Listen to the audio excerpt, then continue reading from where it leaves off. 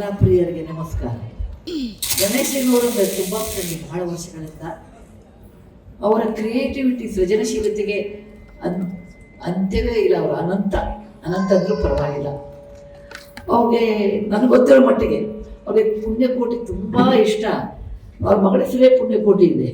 ಬಹುಶಃ ಅದನ್ನ ನೆನಪು ಮಾಡಿಕೊಂಡೇ ಅವ್ರು ಇಟ್ಟಿರ್ಬೋದು. ಪುಣ್ಯ ಅಂತ ಕರೀತಾರೆ, ಅವಳ ಹೆಸರು ಪುಣ್ಯಕೋಟಿ ಅಂತ. ನಾವೆಲ್ಲರೂ ಪುಣ್ಯಕೋಟಿ ಕತೆ ಕೇಳಿ ಬೆಳೆದಿದ್ದೀವಿ. ಆದರೆ ನಾವು ಯಾವತ್ತಿಗೆ ಗಣೇಶ ಮಾಡಬೇಕಾದ್ರೆ ನನಗೆ ರಮೇಶ್ ಅವ್ರು ಹೇಳ್ತಾಯಿದ್ರು, ಗಣೇಶನ ತಲೆ ಕತ್ತರಿಸ್ಬಿಡ್ತಾನೆ ಶಿವ. ನನಗೆ ರಮೇಶ್ ಅವ್ರು ಕೊಟ್ಟಿರೋ ಐಡಿಯಾ ಅದು. ಉತ್ತರ ದಿಕ್ಕಿನಲ್ಲಿ ಹೋಗಿ ಮಲಗಿರೋ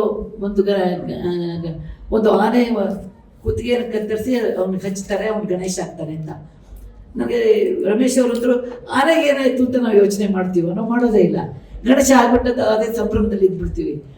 ಈ ಪುಣ್ಯಕೋಟಿ ಕಥೆಯಲ್ಲಿಯೂ ಹಾಗೇ ಇದೆ.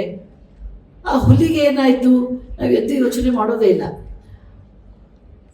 ಅದರ ಮರೆಗೂ ಈ ಪುಣ್ಯಕೋಟಿಯ ಮಗುವಿನಷ್ಟೇ ಒಂದು ತಬ್ಬಲೆ ಆಗ್ಬಿಡ್ತದಲ್ಲ ಅಂತ. ಅದು ಬಹಳ ಸುಂದರವಾಗಿ ಗಣೇಶನವರು ದಿನ ಬರೆದಿದ್ದಾರೆ. ಅವ್ರದ್ದು ಕೊನೆ ಶಬ್ದ ಲೋಕವೆಲ್ಲರೂ ಏಕವಾದರೆ ನಾಕವಾಗುವುದು ಈ ಧರೆ. ಬಹಳ ಸುಂದರವಾಗಿದೆ. ಈ ಜಗತ್ತಿನಲ್ಲಿ ಬೇಕಾದಷ್ಟು ಸೌಲಭ್ಯಗಳಿದ್ದರು, ಬೇಕಾದಷ್ಟು ರಿಸೋರ್ಸಸ್ ಇದ್ದರು, ಅದನ್ನು ಬಿಟ್ಟು ನಾವು ನಮಗೋಸ್ಕರ ಅಂತ ಯಾವಾಗ ನಾವು ಶೇಖರಣೆ ಮಾಡ್ತೀವಿ ಅವಾಗ ನಾಕ ಹೋಗಿ ನರಕ ಆಗ್ಬಿಡ್ತದೆ. ಇದನ್ನು ಗಾಂಧೀಜಿಯವರು ಹೇಳಿದ್ದಾರೆ, ಬೇಕಾದಷ್ಟು ಜಗತ್ತಿನಲ್ಲಿ ಮೂಲ ಸೌಕರ್ಯಗಳಿವೆ, ಆದರೆ ನಾವು ಯಾವಾಗ ಒಂದು ಅತಿಯಾದ ಏನಂತೀವಿ ಆಸೆ, ಅದು ಕೆಟ್ಟ ಆಸೆನೇ ಇದು. ಎಲ್ಲ ಸಂಗ್ರಹ ಮಾಡ್ಕೋಬೇಕು, ಎಲ್ಲ ನನಗೆ ಇರಬೇಕು, ನಾನು ಹೊಟ್ಟೆ ತುಂಬಿದ್ರು ಸೇರಿಸಬೇಕು ಅಂತ ಯಾವಾಗ ಈ ಥರ ಬರೋಕ್ಕೆ ಶುರು ಆಗುತ್ತೆ, ಮುಂದಿನ ಜನ್ರೇಷನ್, ಅದರ ಮುಂದಿನ ಜನ್ರೇಷನ್ ಅಂತ, ಆ ವೇಳೆಯಲ್ಲಿ ಈ ಥರ ಆಗ್ಬಿಡ್ತದೆ. ಒಂದು ವನ್ಯಪ್ರಾಣಿಗಳಲ್ಲಿ ನಾನು ಮಾತಾಡಿದಾಗ ನನಗೆ ಗಣೇಶನಷ್ಟು ಅನುಭವ ಇಲ್ಲ.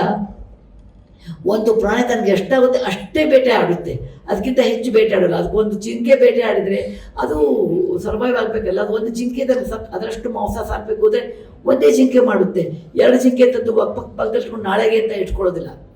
ಅದಕ್ಕೆ ಅದು ಈ ಜೀವನ ಒಂದು ಸಮವಾಗಿ ಎಲ್ಲನೂ ನಡಿಬೇಕು ಅಂತಿದ್ರೆ ನಮಗೆ ಎಷ್ಟು ಬೇಕೋ ಅಷ್ಟರೊಳಗೆ ಒಂದು ವನದಲ್ಲಿ, ಪ್ರಾಣಿಗಳಲ್ಲಿ, ಪಕ್ಷಿಗಳಲ್ಲಿ ಆ ಗುಣ ಹೇಗಿದೆ ಆ ಗುಣವನ್ನು ಮನುಷ್ಯದಲ್ಲಿ ಇಟ್ಕೋಬೇಕು. ಏನಂದರೆ ನಮ್ಗೆ ಎಷ್ಟು ಬೇಕೋ ಅಷ್ಟು ನಾವು ಬಿಟ್ಟಿಡಬೇಕು ಅಂತ ನಾವು ಭಗವಾನ್ ಬುದ್ಧ ಆಗ್ಲಿಕ್ಕೆ ಆಗೋದಿಲ್ಲ ನಮಗೆ. ನಾವು ಬಸ್ನಲ್ಲಿ ಹತ್ತಿದ್ರೆ ದುಡ್ಡಿಲ್ಲ ಅಂತ ತಲೆಗಿಳಿಸ್ತಾರೆ.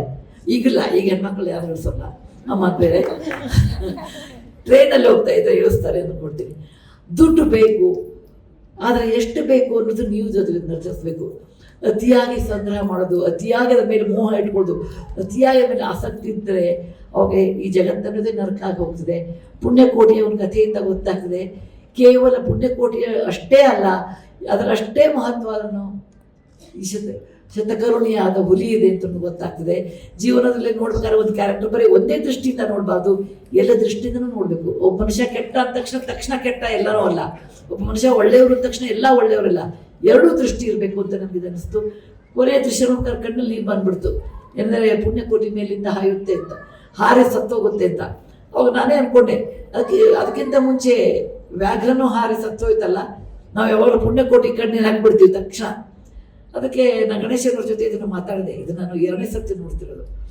ನಾವು ಯಾಕೆ ಆಕಳಕ್ಕೆ ಅಷ್ಟೊಂದು ಮಹತ್ವ ಕೊಡ್ತೀವಿ ಮತ್ತು ಒಂದು ಹುಲಿಗೆ ಕೊಡಲ್ಲ ಅಂತ ಅವ್ರು ಹೇಳಿದರು.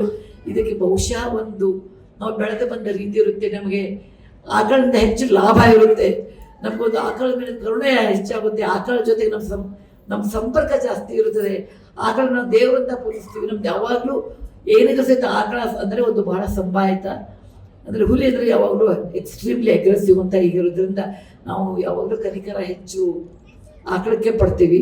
ಒಂದು ಆಕ್ಸಿಡೆಂಟ್ ಆದಾಗ ಒಂದು ಸೈಕಲ್ನವ್ನು ತಪ್ಪು ಮಾಡಿದ್ರೆ ಸಹಿತ ಅದು ಸೈಕಲ್ನವ್ನು ಯಾರೂ ಬೈಯಲ್ಲ, ಕಾರ್ನವನ್ನೇ ಬೈತಾರೆ. ಹಾಗೆ ಇಲ್ಲಿ ಹುಲಿನೇ ನಾವು ಬೈತೀವಿ ಹೊರತು ಪುಣ್ಯಕೋಟಿ ಇಲ್ಲ. ಆದರೆ ಆ ಕಾರಣವನ್ಗೂ ಅವನದೇ ಆದ ಒಂದು ತೊಂದರೆ ಇರ್ತದೆ, ಅವನದೇನು ತಪ್ಪಿರಲಿಲ್ಲ ಸಹಿತ ಅವನು ಬಯಸ್ಕೋತಾನೆ. ಹಾಗೆ ಹುಲಿಗೂ ಅದರದ್ದೇ ಆದ ಒಂದು ಸಂಸಾರ, ಒಂದು ಮಗು, ಅದು ಬಾಯಿ ತೆಗೆದು ಹಸಿವೆ ಅಂತ ಇದೆ. ಅದನ್ನು ಕೇವಲ ಗಣೇಶನವರು ಮಾತ್ರ ಅದನ್ನು ಇಮ್ಯಾಜಿನ್ ಮಾಡ್ಬೋದು, ಬರೀಬಹುದು. ಅತ್ಯಂತ ಸುಂದರವಾಗಿದೆ ಗಣೇಶನವರೇ. ಇದು ಅಂತಾರಾಷ್ಟ್ರೀಯ ಮಟ್ಟಕ್ಕೆ ಹೋಗಬೇಕು. ಬರೀ ನಮ್ಮ ಕರ್ನಾಟಕಕ್ಕೆ ಸೀಮಿತ ಅಲ್ಲ, ನಮ್ಮ ದೇಶಕ್ಕೆ ಸೀಮಿತ ಇಲ್ಲ. ಯಾಕೆಂದರೆ ಈ ಧರಣಿ ಇರುವುದೇ ಒಂದು ಸಮತೋಲನದ ಮೇಲೆ. ಆ ಸಮತೋಲನವನ್ನು ನಾವು ತಪ್ಪಿಸಿದರೆ ಎಂಥ ಒಂದು ಮೆಸೇಜನ್ನು ಕೊಟ್ಟಿದ್ರೆ, ಆ ಸಮತೋಲನವನ್ನು ನಾವು ತಪ್ಪಿಸ್ಬಿಟ್ರೆ ಅವಾಗ ಈ ಧರಣಿನೇ ಉಳಿಯೋಲ್ಲ, ಈ ಭೂಮಿನೇ ಉಳಿಯೋಲ್ಲ.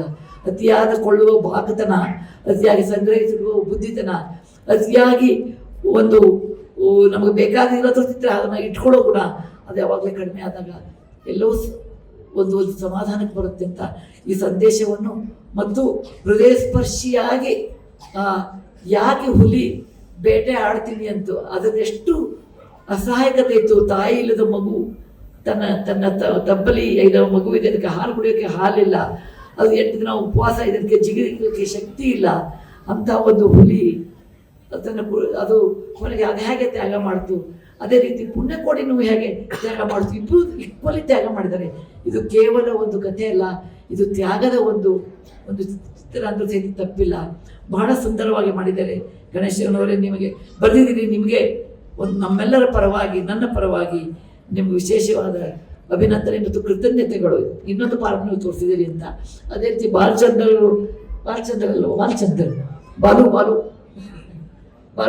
ಬಾಲು ವೃತ್ತಿಯಿಂದ ಇಂಜಿನಿಯರ್, ಬಹುಶಃ ಇಂಜಿನಿಯರ್ ಬಂದು ಭಾಳ ಕ್ರಿಯೇಟಿವಿಟಿ ಅಂತೀನಿ. ನಮ್ಮ ರಮೇಶ್ ಅರವಿಂದ್ ಅವರು ಇಂಜಿನಿಯರು, ಓಕೆ, ಬಾಲು ಅವರು ಇಂಜಿನಿಯರು. ಅದಕ್ಕೆ ಅದನ್ನು ಅವ್ರ ಮನಸ್ಸಲ್ಲಿರುವ ಕಥೆಯನ್ನು ನೀವು ಚಿತ್ರರೂಪಕ್ಕೆ ಇಳಿಸಿದ್ದೀರಿ.